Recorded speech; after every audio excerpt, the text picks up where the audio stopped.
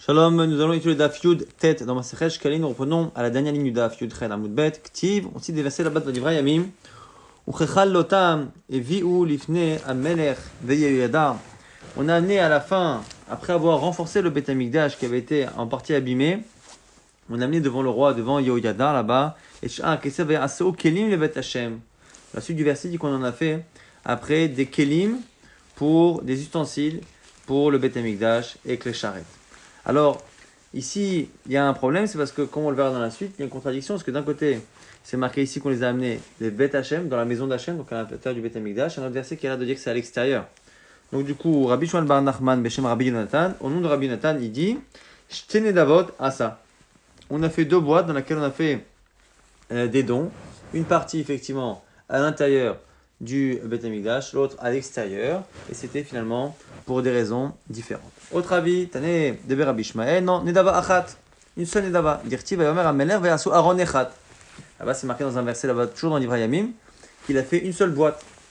Vaiteno Be'echal, Beit Hashem, Vaikov Hor Bedalto, il l'a mis dans le Echal Beit Hashem. Et la Gemara dit, mais Ve'akti, mais pourtant c'est marqué par ailleurs. Va yomer Ameler va yasu Aaron Echad, Vaiteno Besha'a Beit Hashem, Chutsa. Il y a un autre verset qui dit toujours là-bas dans l'Ivra Yamim qu'il a pris cette boîte et il l'a mise Chutsa à l'extérieur de la maison d'Hachem. Donc à l'extérieur, à l'intérieur, Maravuna Mipne Atemeim.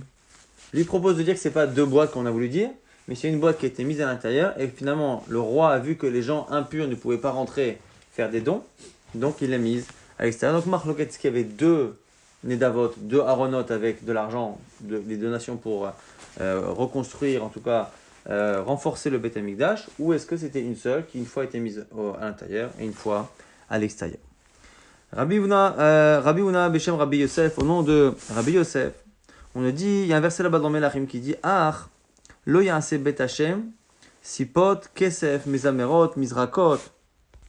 Ce verset montre que dans cette histoire, on n'a pas utilisé cet argent-là pour faire des kelim. Donc là-bas, sipot, kesef, mezamerot, mizrakot, chatotzot, tout ça, ce sont des kelim. Donc cet argent n'était pas pour les kelim. Or, on a vu dans un des versets que c'était oui pour les clés Bet Hashem et clés charrettes. Donc forcément, qu'il y avait finalement deux boîtes. Une effectivement pour la construction même du Beth Amikdash, pour la reconstruction du Beth Amikdash. Et une pour les kelim. Nouveau chapitre. Ma'osh imseu ben ashkalim l'indava. On avait donc plusieurs shofarot. On a vu qu'on avait 13 shofarot. Maintenant, on va nous parler de sommes d'argent qui se retrouvent à l'extérieur des boîtes, mais entre deux shofarot. Alors à chaque fois, on va nous dire que si l'argent est plus près d'une boîte, on présumera que c'est un argent qui à la base appartenait à cette boîte et donc on remettra l'argent dedans. Par contre, si c'est au milieu, c'est là qu'on va avoir plusieurs cas. Ma'anj imseu ben ashkalim l'indava. Si c'est entre le shofar de shekel et le shofar de nedava, karol ishkalim et ishkalim, l'indava et l'indava. Si c'est plus proche des shkalim, ce sera des shkalim, plus proche de nedava, nedava. Merza ou merza, au milieu, moitié-moitié, ipelu indava, ça ira en tant que nedava. Pareil, ben etzim levona, entre la boîte sur les etzim pour les bois et levona pour l'encens. Karov la etzim, pelu la etzim, levona, ipelu levona. Si c'est plus proche de l'un, ça ira chez l'un. Merza les merza, entre les deux, ipelu levona, ce sera levona.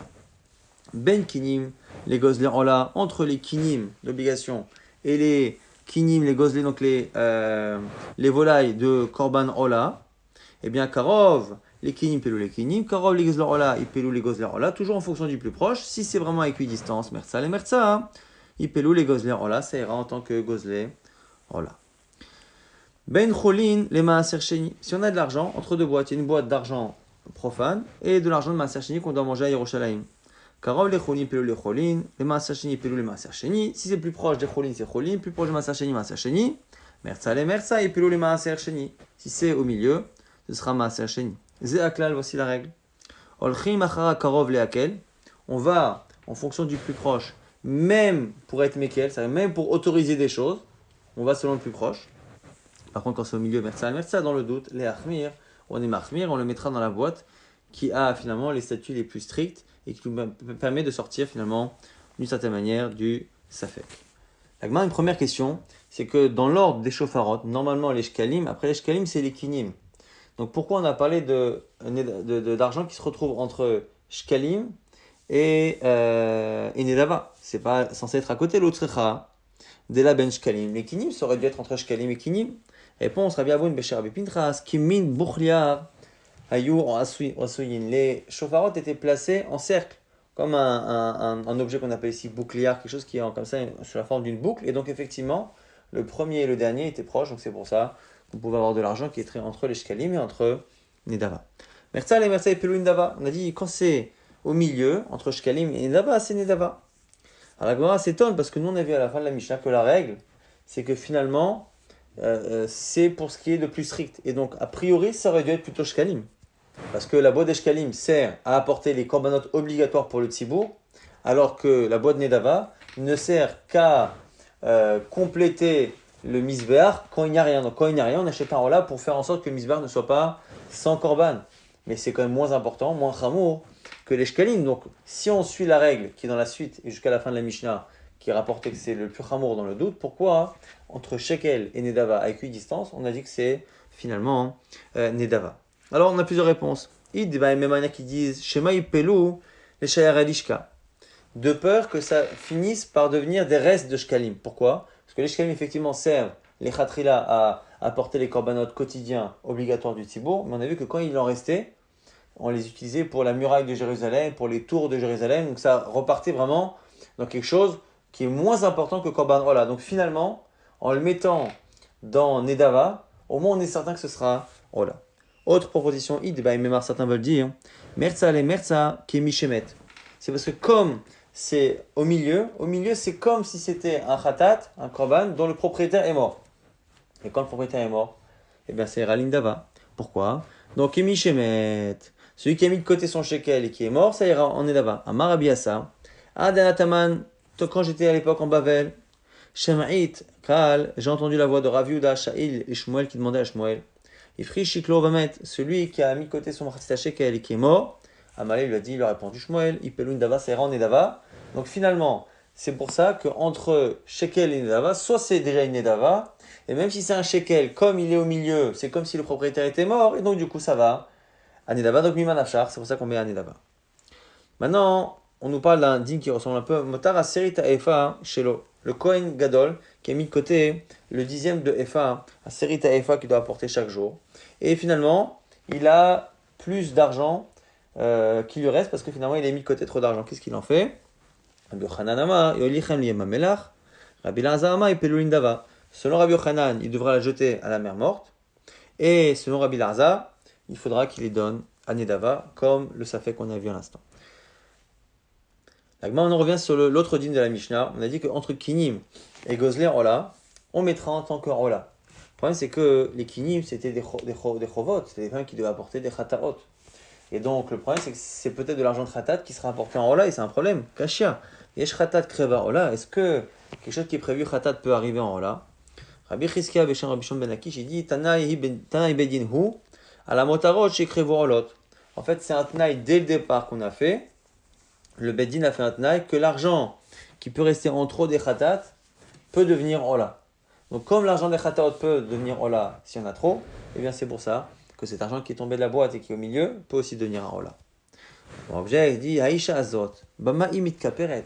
C'est que la femme en question qui a mis cet argent et qui s'attend à ce qu'on lui apporte son kiné hatat parce qu'elle a couché ou parce qu'elle a eu la situation qu'il méritait, eh bien, comment elle va être expiée de sa faute?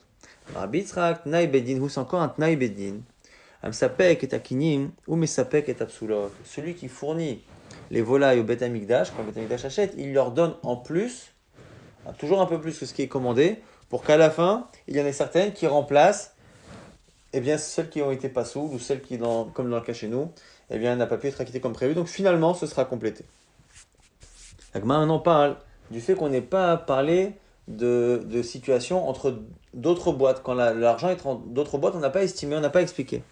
L'autre cas, Dela, Ben Gozler, Ola Leitzim, Elvona Lezahav, Nirforot, on n'a pas parlé de ces cas-là. Pourquoi? Parce qu'au Tina Besofa, est-ce que c'est inclus dans la règle qu'il y a à la fin de la Mishnah? C'est la classe, voici la règle. On va selon le plus proche, et s'il n'y a pas de plus proche, on va dans le din le plus sévère. Nouvelle Mishnah, on est à Jérusalem. Si on trouve de l'argent devant des gens qui vendent de la viande et des animaux. Alors, comme les gens de tout le territoire qui devaient manger qui avaient du Maaser Sheni devaient le manger à Yerushalayim, et très souvent donc c'était de la viande, et bien on part du principe que l'argent qu'il y a devant un vendeur de viande à Jérusalem, l'argent est présumé comme étant du Maaser Sheni, l'Olam Maaser, c'est du Maaser. Si on est Behar Habayit par contre, c'est Choulin. Maintenant, si c'est à Yerushalayim, même dans la ville, Yerushalayim, Bishar Koyimot Hashana Choulin, toute l'année, c'est présumé Choulin, parce qu'il y a plus de Choulin que de Maaser Sheni.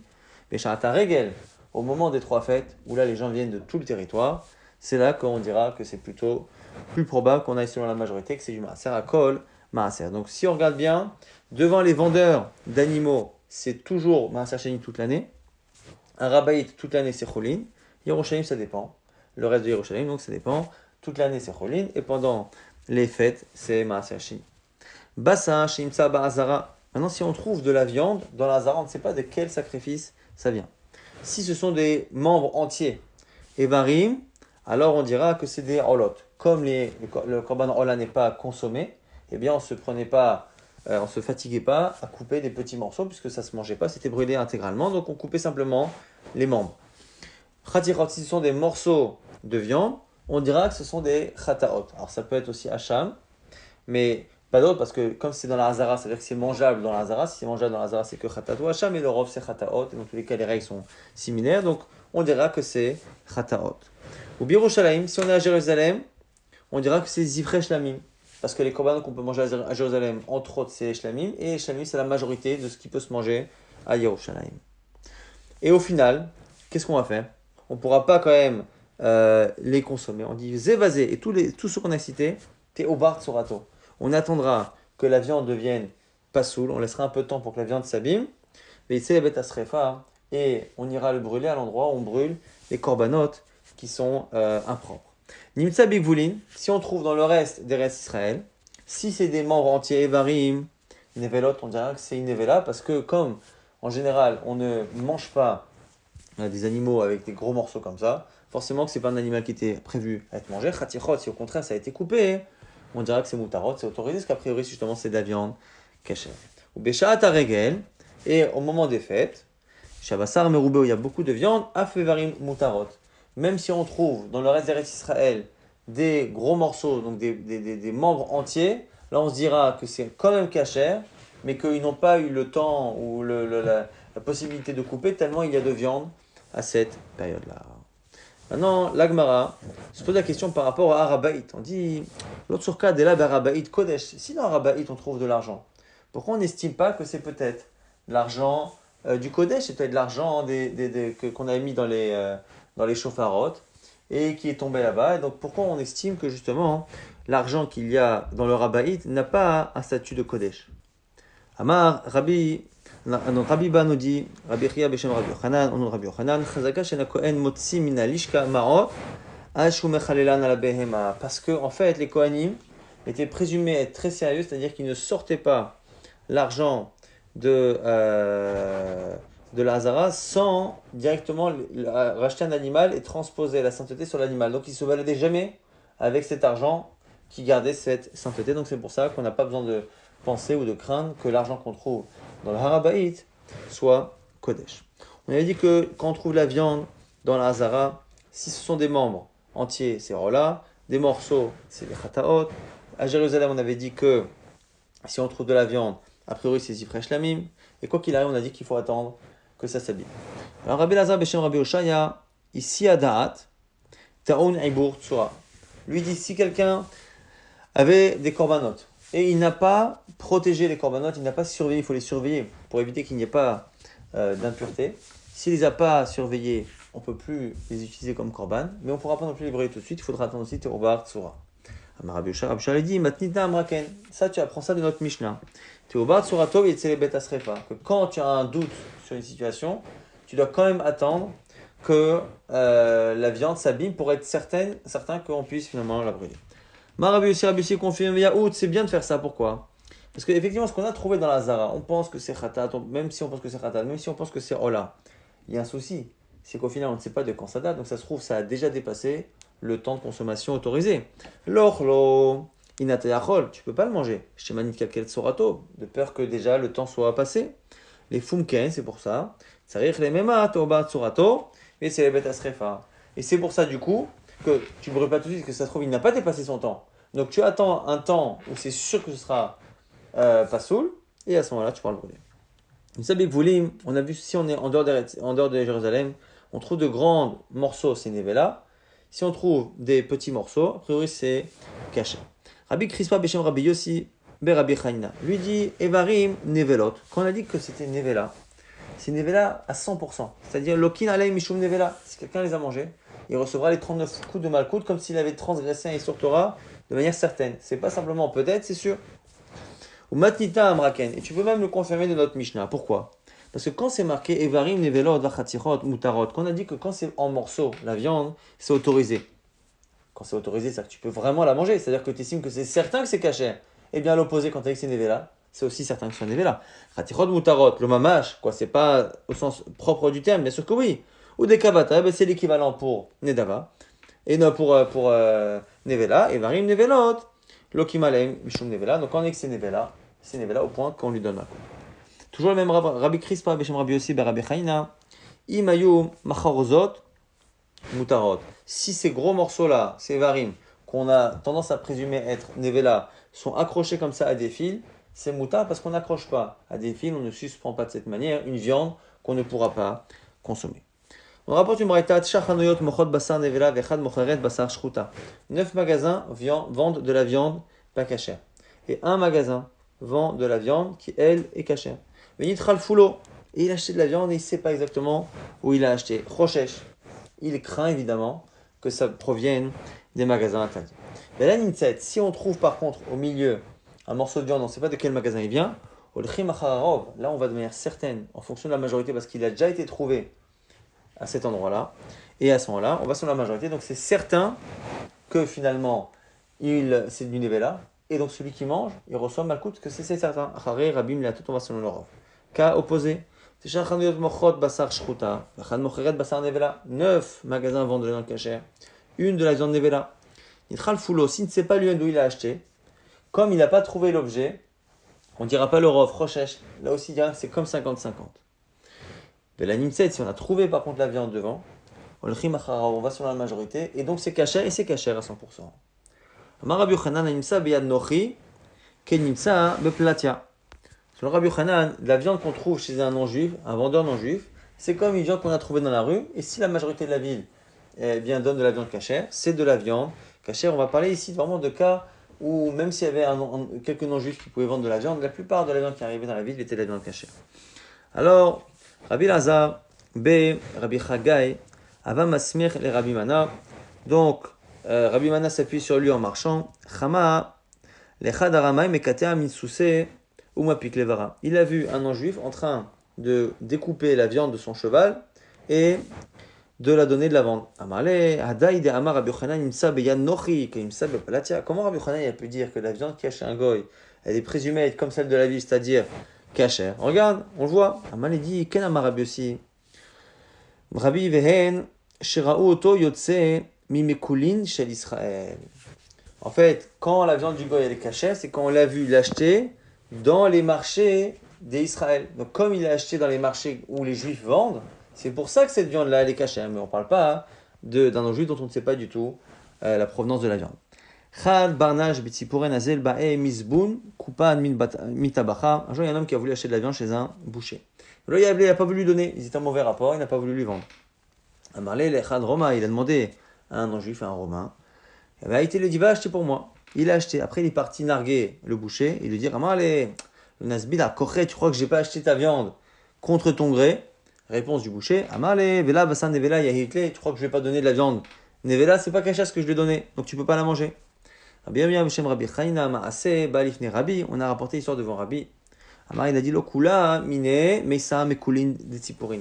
On ne peut pas le croire, ce bonhomme, pour créer un doute sur le marché entier de Tziporin. Pourquoi? Parce que, à l'époque, dans le marché, on présumait que la viande était cachère. Si un jour, dans le marché, il y avait quelqu'un qui avait rapporté de la viande pas cachère, eh bien, on le faisait savoir.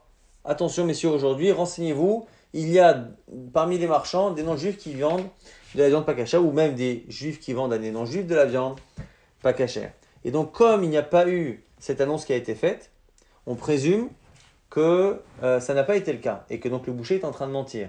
Alors que si on tient compte de ce qu'il dit, ça veut dire qu'il est possible que la viande non cachère soit rentrée dans le marché, ait été vendue sans que personne n'en parle, et ça créerait un doute sur tout le marché là-bas de Tsipourine, donc Mekouline des Tsipourine. C'est pour ça que Rabbi a dit qu'on ne tient pas compte de ce que le boucher a dit. Il a dû probablement le dire pour énerver la personne avec qui il est en mauvais rapport.